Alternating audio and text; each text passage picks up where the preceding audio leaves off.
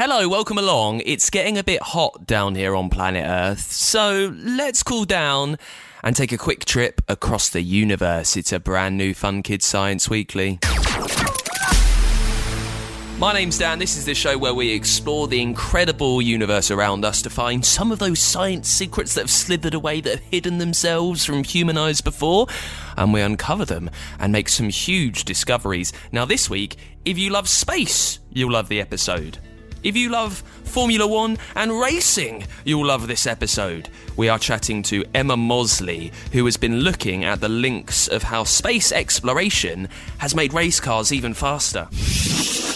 During the very first mission, so the Mercury missions, they needed to monitor the astronauts because it was the first time they were sending people up into space and they didn't know how they would cope, whether it be too hard on the body or be great. They didn't know this. They needed to monitor the astronauts. So they were the first to come up with a health monitoring system to put on the astronauts so that they could then transmit the data back down to the ground so they can see how they're doing.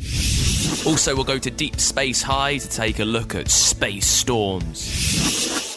One thing I've noticed is that there are a lot of satellites and probes up here. Over 2,000 in Earth's orbit alone, in fact. And I've got your questions, as always. This week we're staying in space for one of them, having a look at the International Space Station, and we're talking about yawning and why when you yawn, other people yawn. So just a warning, you might yawn in the next 20 minutes.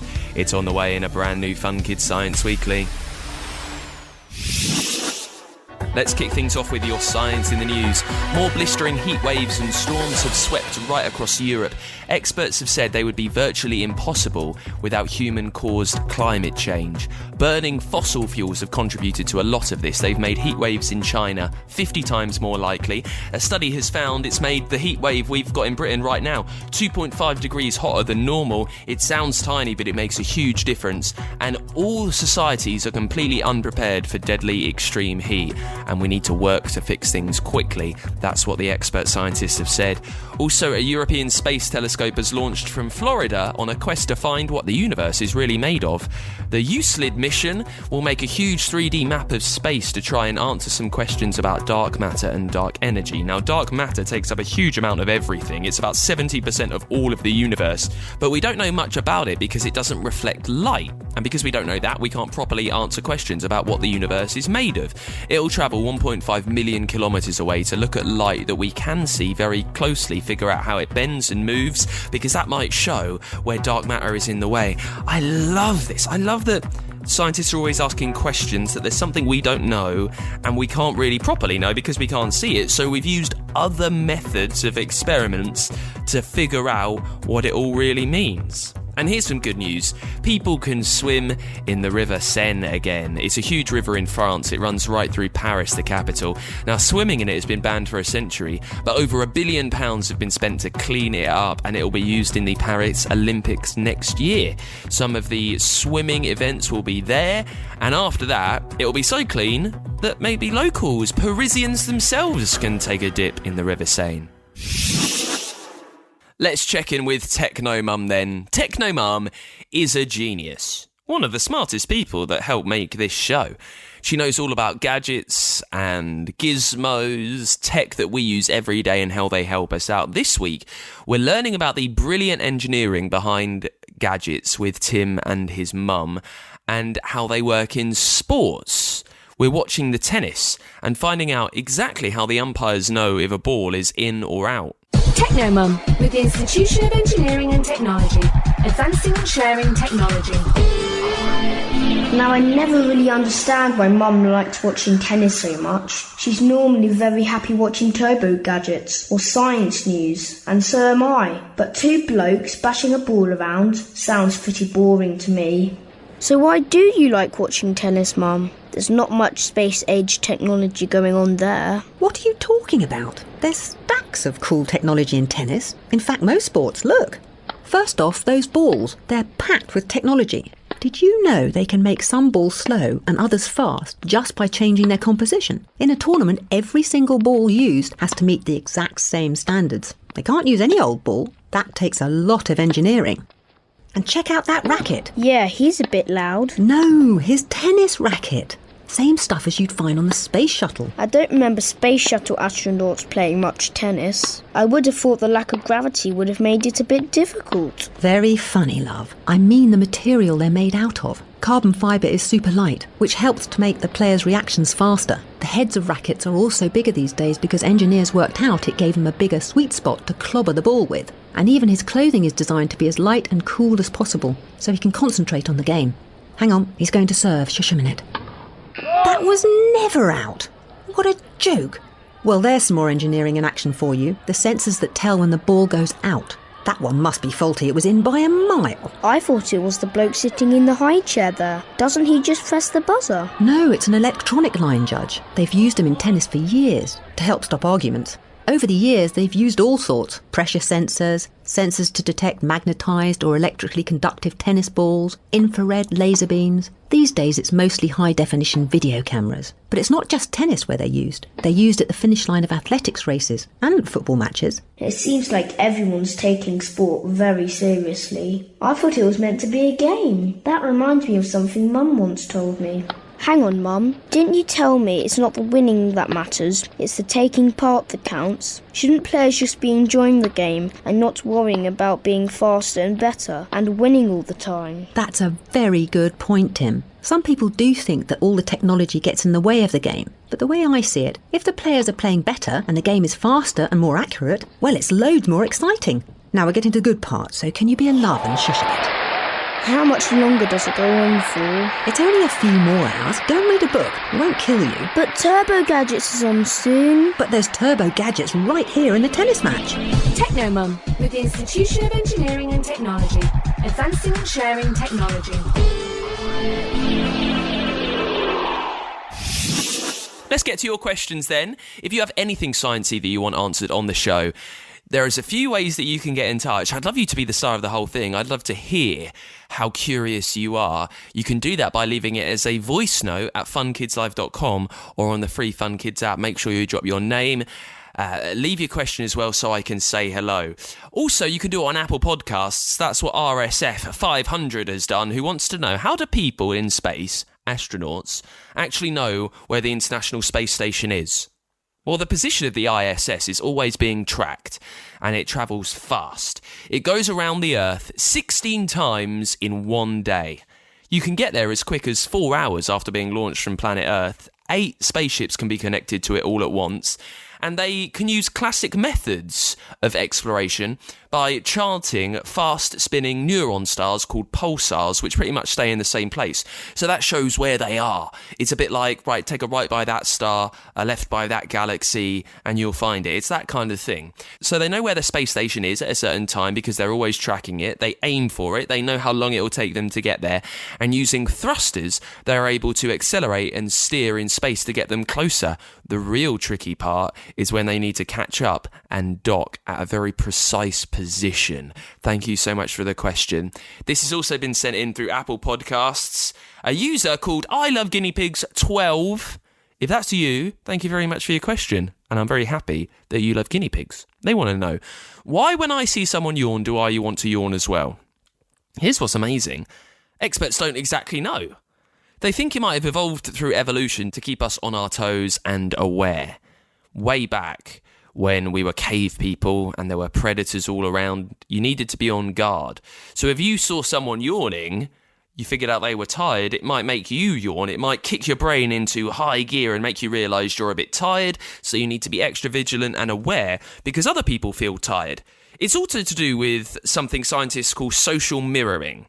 When you see someone do something, your brain thinks that might be a good thing for you to do as well. A good example of this is if you ever see someone scratching their face or something, you remember the feeling of scratching your face, and your brain wants that. So your face might get a bit itchy, so you scratch it too. It's the same thing, this social mirroring. You have no idea how closely humans are linked, and when we see someone do one thing, your unconscious, deep down thought takes over and says, oh, maybe that might be a good idea for me to do as well. Thank you so much for the question. If you have anything that you want answered next week on the podcast, please make sure you leave it as a voice note because I want you to star in the podcast. I want to hear what you're thinking. You can do that by dropping it as a voice note on funkidslive.com. We've got a big record button there, or you can do it on the free Fun Kids app.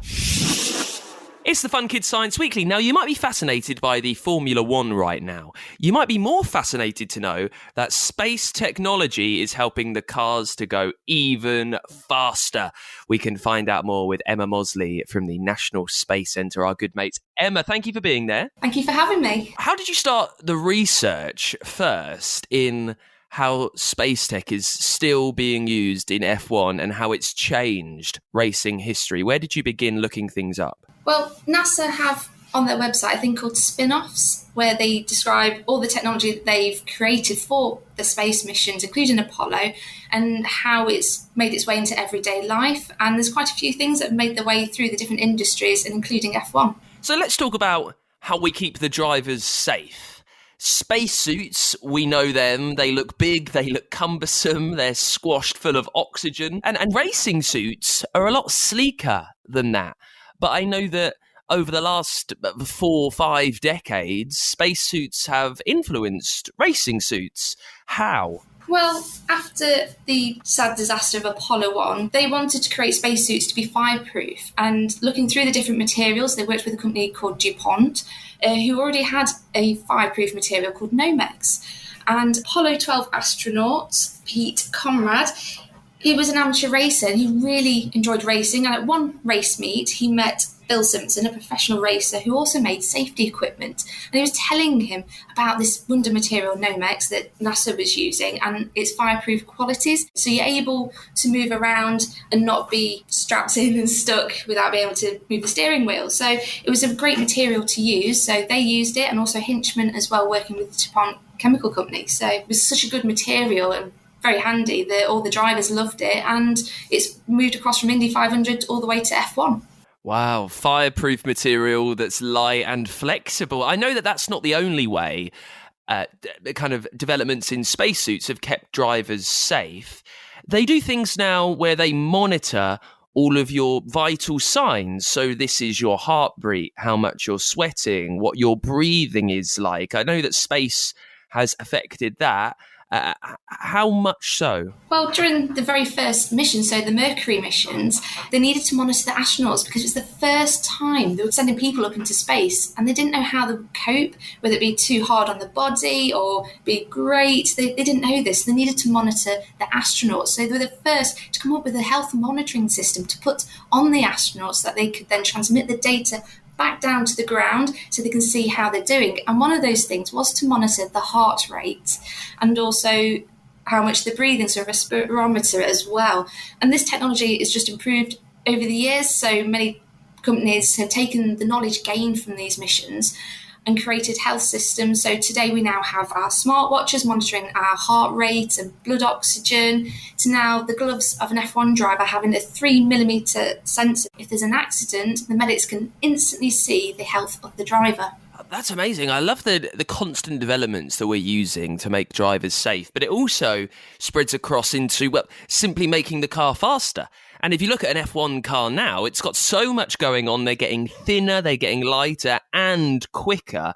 And this a lot to do with tyres, how thick and how good they are at gripping. And I know that space has influenced how we check tyre pressure. Emma, can you tell us more? Well, the space shuttle has 6 giant tyres on them, roughly just over 1 metre in diameter, and were filled with nitrogen to a very high pressure. So you're looking between 300 and 340 psi. I mean, my car tyres are only roughly about 33 psi, so that's very high pressure. Now, these tyres, they're really important for landing safely and making sure that the space shuttle lands and gets to the end of the runway. So they needed to check the tyre pressures. They had an external strain gauge, but unfortunately wasn't very reliable at very low pressures. So they needed a new system. So they developed a tyre pressure sensor with the help of a few companies, so a bit like Nova Sensor. They created a little sensor which is roughly about 1 millimetre square to be housed with a battery and a transmitter to put on the tyres so they can tell the crew of the space shuttle and the people down on the ground instantly what the pressure inside the tyres are. And then this has obviously gone into the automotive market for all tyre pressure management systems today. And F1 cars are absolutely tiny. They need to make things as small as possible. And this is true with cameras, isn't it? Space cameras, how we see astronauts on board rockets.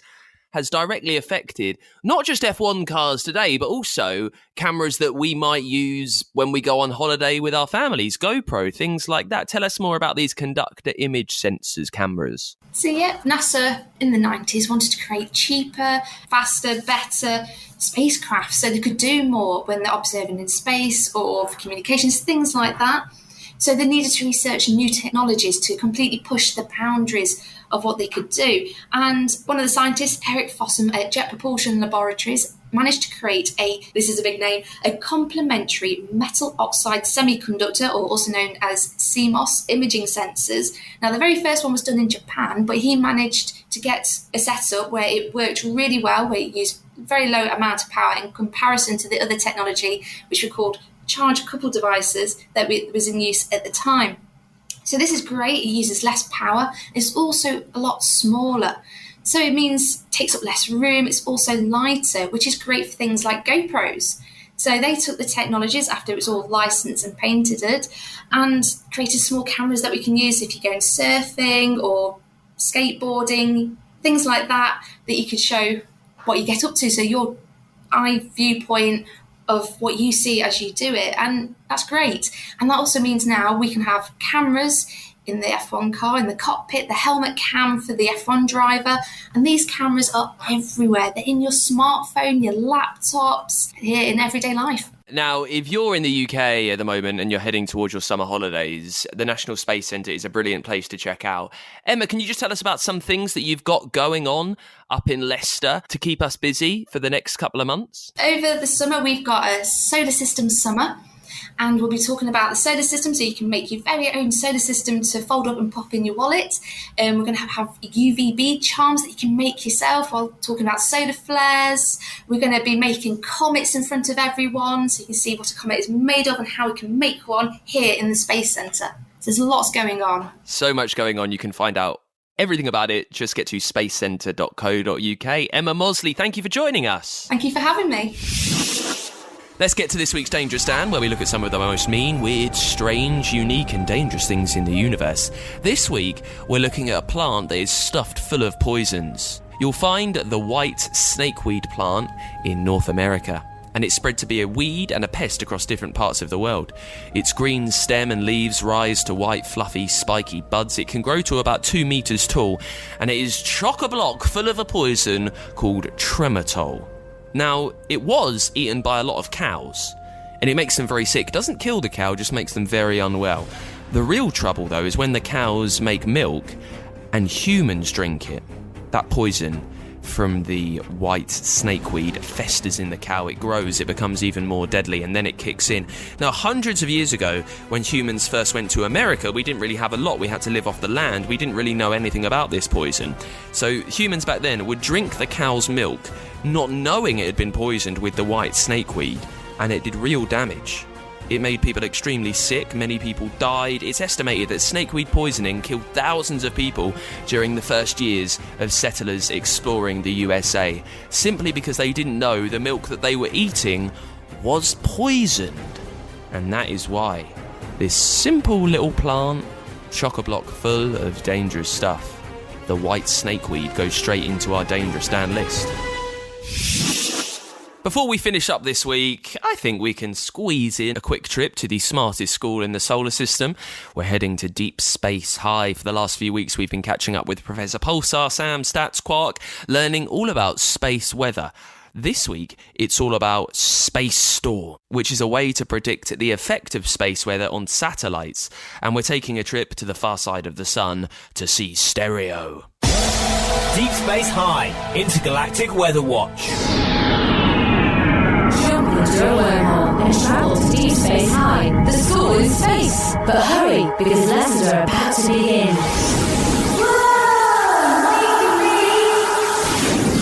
One thing I've noticed is that there are a lot of satellites and probes up here. Over 2,000 in Earth's orbit alone, in fact. That's right, Stats, although only about 1,300 of them are operational. The rest is just space junk. A bit like Sam's workbook. Hey, with all the real rubbish, they need a space rubbish truck. Before you dispose of all of them, Sam, those operational satellites play vital roles. Observing Earth, helping navigation, providing communication. And all of them must get a lot of solar wind up here. Yep, outside the Earth's magnetic field, there's no protection against those high-energy waves of radiation from the sun. And those high-energy waves don't mix well with the machinery and computers, right? Correct. It can cause them to produce faulty readings and even stop working altogether. Fortunately, there are scientists who help satellite owners keep an eye on the conditions up here. They even produce forecasts. What, like a weather forecast on TV? Well, it's not on TV, but certainly just as useful. It's a project called Space Storm. They combine the space weather readings with the lightly effect on satellite technology. And it's not just helpful to people who operate satellites already, it's also useful for satellite designers so they can make sure new designs can cope with space weather. Hey, watch out for that space junk. Let's get out of here. I know just the place. Whoa, where are we going? The far side of the sun.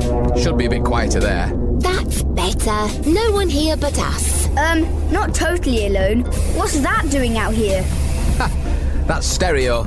Or one half of stereo. Doesn't look like a stereo to me. Looks like a satellite. It is a satellite. Its name is Stereo. Stereo stands for Solar Terrestrial Relations Observatory. It's one of a pair. It and its twin were launched in 2006 in orbits around the sun in such a way that they're able to take readings from the far side. That's pretty cool.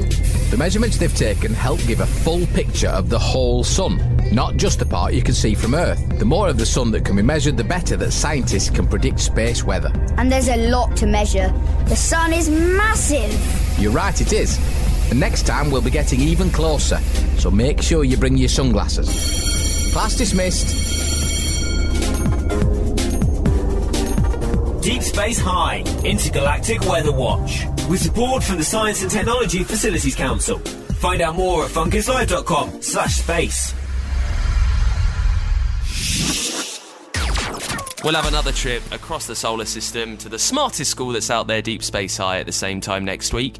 And that's it for this week on the podcast. If you've enjoyed anything that you've heard, we've got loads more brilliant series for you on Google, Apple, Spotify, the Free Fun Kids app, wherever you get your shows. Remember, leave us a voice note so I can answer your questions next week on the Free Fun Kids app and at funkidslive.com. Fun Kids, we are a children's radio station from the UK. Listen on your DAB digital radio and at funkidslive.com.